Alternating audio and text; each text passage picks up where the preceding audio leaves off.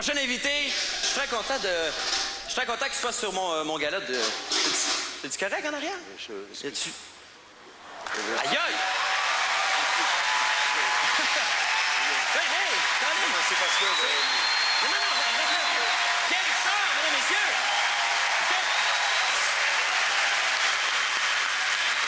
Écoutez, vous êtes mon idole de jeunesse. J'ai vu les films Le Grand Blond, Le Retour du Grand Blond, j'ai vu les compères, La Chèvre, Les Fugitifs. Il y a une question que je rêve de vous poser là, depuis tellement longtemps. Oui. Il est comment Gérard Depardieu dans la vraie vie?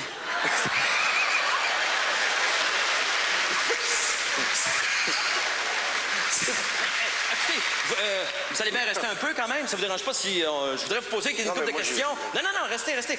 Ça vous dérange pas que je pose quelques questions à M. Richard, hein, quand même? Non, asseyez-vous. Mon Dieu, j'aurais jamais pensé que je vivrais ça. Ça va-tu? Ça va? Je suis un peu troublé, hein. Des deux côtés, d'ailleurs. Je vais vous rapporter une autre chaise, OK? Ouais. Bougez, non, restez là, ça sera pas long. Ça va prendre 2 minutes. Je vais juste chercher une autre chaise. Restez là, ça sera vraiment pas long. Bon,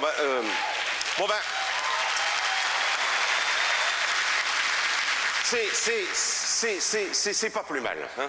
Je dirais même que ça tombe très très bien, puisque là, entre nous, là, parce que ça me permet de vous parler d'un genre que j'apprécie particulièrement, le burlesque.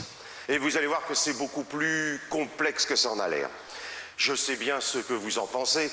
J'ai entendu ça toute ma vie, pas plus tard qu'hier. Il y a quelqu'un qui m'a dit « Monsieur, depuis que mon fils vous a vu à la télévision, c'est bien simple, il arrête plus de faire le con. » Pourquoi est-ce que quelqu'un qui dit du Shakespeare serait plus comédien qu'un acteur burlesque?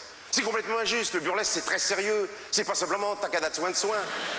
Entre nous, Shakespeare, le grand Shakespeare, vous retirez le texte, il reste quoi, hein? Rien. Non, enfin, afin de mieux vous convaincre de la complexité du burlesque, je vais prendre un exemple, la carafe. Imaginons qu'une carafe soit posée, sur cette table.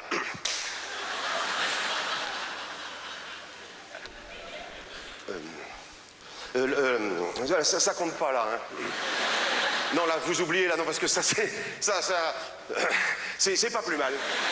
Ah non, mais je dirais même que ça tombe très bien, voyez-vous, parce que ça, c'est de la distraction, et ça me permet de vous en rappeler les bases, afin de mieux la comparer avec la maladresse. Donc, la maladresse. Je prends, il faut bien, une deuxième carafe.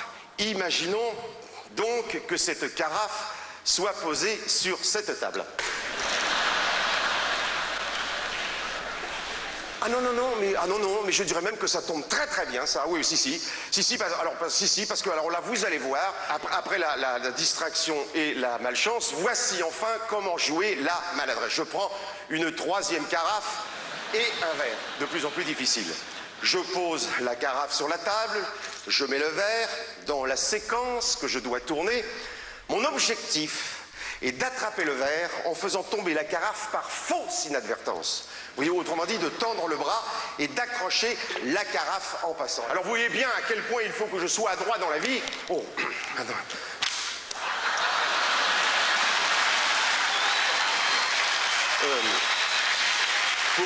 Pour jouer les maladroits au cinéma, je vais chercher un autre verre. Hein, c'est pas... Bon, finalement, j'ai pas besoin de verre, c'est pas... Non, c'est pas lui. Non, le secret dans le burlesque, c'est ni de faire exprès, ni de ne pas faire exprès. C'est de faire exprès, de ne pas faire exprès sans le vouloir, voyez-vous? Bref, il faut que je sois adroit malgré moi. Parce que, voyez-vous...